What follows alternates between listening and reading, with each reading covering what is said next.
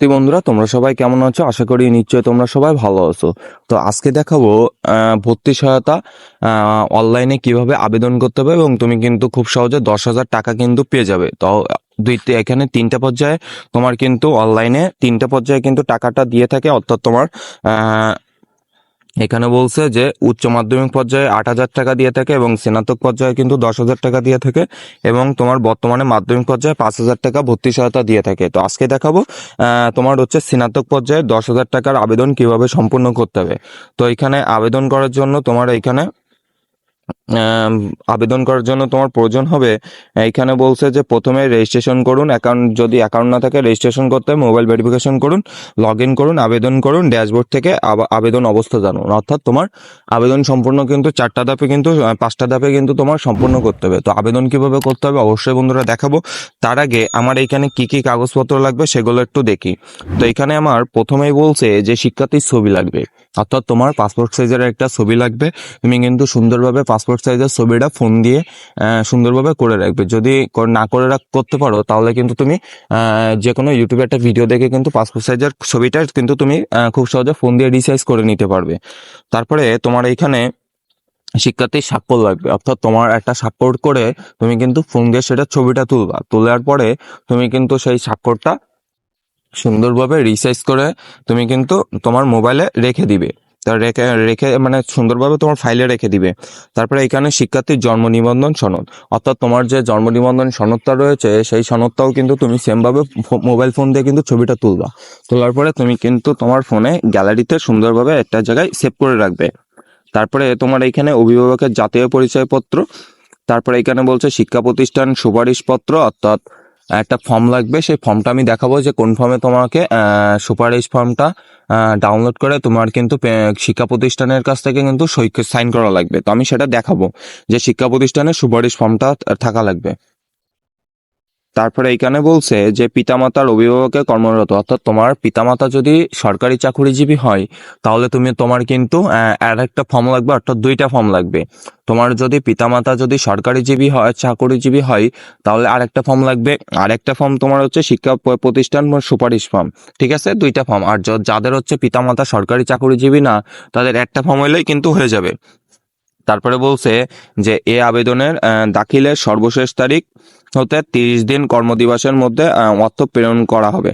অর্থাৎ তোমার কিন্তু এইটা আবেদন করার যে শেষ তারিখের ভিতরে তোমার কিন্তু ওইখান থেকে 30 দিনের ভিতরে কিন্তু তোমার কিন্তু এই আবেদনের টাকাটা কিন্তু তুমি পেয়ে যাবে। ঠিক আছে, তোমার মোবাইল SMS এর মাধ্যমে জানিয়ে দেওয়া হবে যে তুমি নির্বাচিত হয়েছো কিনা। ঠিক, প্রিয় শিক্ষার্থী বন্ধুরা, তোমার কিন্তু প্রথমেই লাগবে প্রত্যয়ন পত্রটা, তোমার কিন্তু প্রথমেই ছবিটা লাগবে, তারপরে শিক্ষার্থীর স্বাক্ষর, তোমার স্বাক্ষরটা লাগবে, তারপরে জন্ম নিবন্ধন সনদটার ফটোকপি লাগবে, অর্থাৎ তুমি ফোনে কিন্তু সুন্দরভাবে ছবি তুলে কিন্তু রিসাইজ করে রাখবে।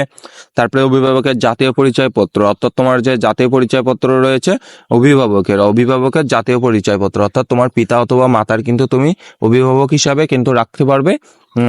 এটা কিন্তু তোমার জাতীয় পরিচয়পত্র লাগবে। তারপরে শিক্ষা প্রতিষ্ঠানের সুপারিশ ফর্ম, তো শিক্ষা প্রতিষ্ঠানের সুপারিশ ফর্মটা কোথায় পাবে? তো এইখানে প্রথমে এইখানে বলবো প্রত্যয়নপত্র সুপারিশ ফর্ম। এই যে প্রত্যয়নপত্র সুপারিশ ফর্ম লেখা রয়েছে এইখানে ক্লিক করবে। ক্লিক করার পরে তোমার সামনে এমন একটা পেজ ওপেন হবে। তুমি এইখানে নিচের দিকে আসবে, নিচের দিকে আসার পরে এইখানে বড় করে নিচে এখানে ডাউনলোড বাটন থাকবে, এই ডাউনলোড বাটনের উপরে ক্লিক করবে। ডাউনলোড বাটনের উপরে ক্লিক করার পরে তুমি কিন্তু কিছুক্ষণ অপেক্ষা করবে। অপেক্ষা করার পরে তুমি এই যে ড্রাইভ PDF ভিউয়ার্স এর উপরে ক্লিক করলে তোমার কিন্তু PDFটা ডাউনলোড হয়ে যাবে, এবং তোমার সামনে কিন্তু একটা পেজ ওপেন হবে। তো এইখানে তোমার প্রথমটা হচ্ছে ভর্তি সহায়তা শিক্ষা প্রতিষ্ঠানের প্রত্যয়নপত্র, অর্থাৎ তোমার শিক্ষা প্রতিষ্ঠান কর্তৃক যে প্রত্যয়নপত্রটা তুমি সত্যায়িত করবে সেটা হচ্ছে প্রথমটা, এবং দ্বিতীয়টা যাদের পিতামাতা হচ্ছে সরকারি চাকরিজীবী তাদের হচ্ছে শেষেরটা।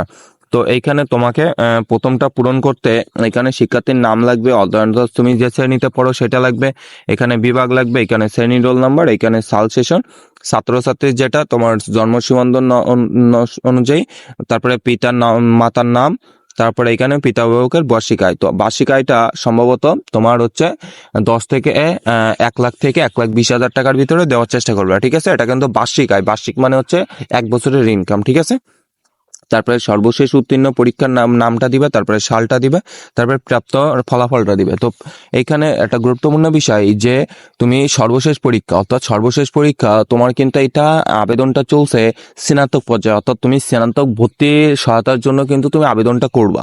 অর্থাৎ এই আবেদনটা যারা স্নাতক অনার্সে নতুন ভর্তি হবে এই আবেদনটা কিন্তু তারাই করতে পারবে, তাছাড়া কিন্তু এই আবেদনটা কেউ করতে পারবে না। ঠিক আছে, এটা জাস্ট যারা ভর্তি সহায়তা, এটা হচ্ছে ভর্তি সহায়তা আবেদন, যারা অনার্সে ভর্তি হবে নতুন 2025 সালে তাদের জন্য কিন্তু এই আবেদনটা। তো তারা হচ্ছে যাদের সর্বশেষ পরীক্ষা, তাহলে তোমাদের সর্বশেষ পরীক্ষা হয়েছে এইচএসসি, তো এইচএসসির নামটা দিয়ে দেবা, তারপরে এখানে সালটা দিয়ে দেবা, প্রাপ্ত ফলাফলটা কিন্তু দিয়ে দেবা।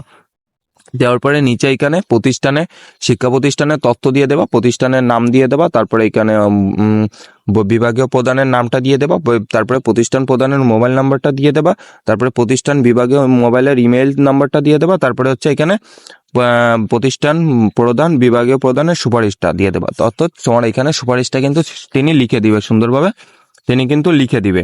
তারপরে এখানে হচ্ছে শিক্ষা প্রতিষ্ঠান বিভাগের সিল তোমার শিক্ষা প্রতিষ্ঠান কর্তৃক পূরণ করবে। এখানে হচ্ছে প্রতি শিক্ষা প্রতিষ্ঠানে বিভাগীয় প্রধানের স্বাক্ষর এখানে তোমার কিন্তু শিক্ষা প্রতিষ্ঠান পূরণ করে দিবে। ঠিক আছে, তো নিচেরটা হচ্ছে ভর্তি সহায়তার জন্য প্রত্যয়নপত্র। তো যাদের পিতামাতা সরকারি চাকরিজীবী তাদের কিন্তু নিচেরটা তোমার কিন্তু খুব সুন্দরভাবে কিন্তু এখানটা পূরণ করা লাগবে, এবং যাদের সরকারি চাকরিজীবী না তাদের কিন্তু নিচেরটা পূরণ করা লাগবে না। যাদের পিতামাতা সরকারি চাকরিজীবী না তাদের কিন্তু নিচেরটা পূরণ করা লাগবে না। তো তাদের শুধু উপরেরটা পূরণ করলেই কিন্তু হয়ে যাবে। তো উপরেরটা সুন্দরভাবে পূরণ করে তুমি তোমার মোবাইল ফোনে কিন্তু খুব সুন্দরভাবে ছবিটা তুমি কিন্তু এই পেজে চলে আসবে। তো এই পেজে আসার পরে তোমার এখানে কিন্তু আবেদন করুন, এই যে আবেদন করুন বাটনটা দেখা যাচ্ছে, এই যে আবেদন করুন বাটনটা দেখা যাচ্ছে, এই আবেদন বাটনের উপরে ক্লিক করবে।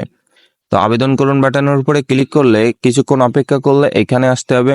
তো এখানে আসতে তোমার যদি এখানে অ্যাকাউন্ট থেকে থাকে তাহলে তো ঠিক আছে, যদি অ্যাকাউন্ট না থেকে থাকে তো এই যে নির্বাচন করুন, এই যে নির্বাচন করুন বাটন আছে নিবন্ধন, এই নিবন্ধন করুন বাটনের উপরে ক্লিক করতে হবে। তো নিবন্ধন বাটনের উপরে ক্লিক করলে এখানে তোমার প্রথমে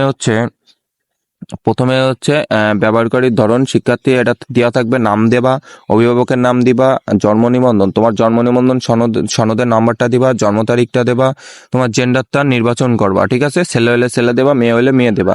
তারপরে হচ্ছে স্থানীয় ঠিকানা বিভাগটা দিয়ে দেবা, জেলাটা দিয়ে দেবা, পৌরসভা বা কর্পোরেশন বা উপজেলা, অর্থাৎ তুমি গ্রামে হলে উপজেলা দেবা, সিটি কর্পোরেশনে মানে শহর হলে তুমি কিন্তু পৌরসভা বা কর্পোরেশনটা দিয়ে দেবা।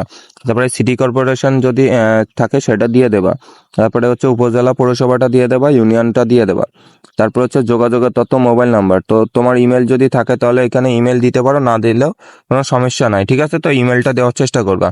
তারপরে মোবাইল নাম্বারটা দিয়ে দেবা, তারপরে হচ্ছে তোমার একটা পাসওয়ার্ডটা দিয়ে দেবা, তোমার একটা 8 সংখ্যার একটা পাসওয়ার্ড দিয়ে দেবা, যে পাসওয়ার্ডটা তোমার কিন্তু পরবর্তীতে প্রয়োজন হবে, সুন্দরভাবে কিন্তু মাথায় রেখে দেবা।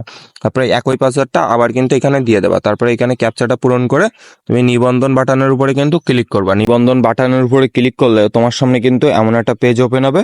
তো তোমার যে মোবাইল নাম্বারটা তুমি দিবে সেই মোবাইল নাম্বারটা কিন্তু তোমার পিন যাবে, একটা কোড যাবে, সেই কোডটা কিন্তু তুমি সুন্দরভাবে এখানে দিয়ে দেবা। এখানে দিয়ে দেবা, দেওয়ার পরে আমি রোবট নয় এই অপশনটা ক্লিক করে তুমি কিন্তু এই জমা দিন অপশানে ক্লিক করবা। জমা দিন অপশানে ক্লিক করার পরে তোমার সামনে কিন্তু এমন একটা পেজ ওপেন হবে।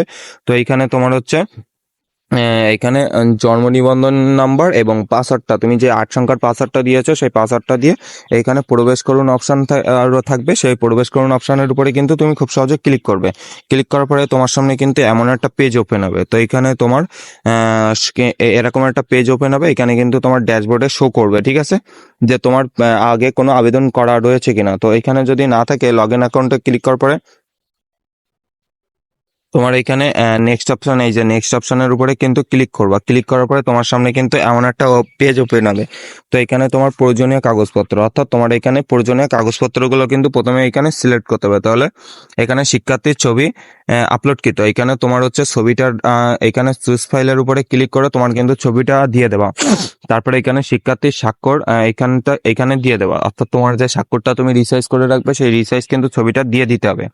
তারপরে হচ্ছে শিক্ষার্থীর জন্ম নিবন্ধন আপলোড করুন, এই অপশানে ক্লিক করে কিন্তু এখানে দিয়ে দিতে হবে। তারপরে অভিভাবকের জাতীয় পরিচয়পত্র, এখানে চুজ ফাইলের উপরে ক্লিক করে তোমার জন্ম নিবন্ধনের অভিভাবকের জাতীয় পরিচয়পত্রটা কিন্তু এখানে দিয়ে দেওয়া। দেওয়ার পরে এখানে নিচে যে সংরক্ষণ বাটন আছে, এই সংরক্ষণ বাটনের উপরে কিন্তু তোমাকে ক্লিক করতে হবে। সংরক্ষণ বাটনের উপরে ক্লিক করার পরে তোমার নিচে যাইতে হবে। নিচে গেলে তোমার সামনে কিন্তু এমন একটা পেজ ওপেন হবে। তো এইখানে তোমার হচ্ছে সাধারণ তথ্য দিতে হবে, অভিভাবকের তথ্য দিতে হবে এবং ভর্তিকৃত প্রতিষ্ঠানের তথ্য দিতে হবে, ব্যাংকে বা মোবাইল ব্যাংকিং এর অ্যাকাউন্টের তথ্য দিতে হবে।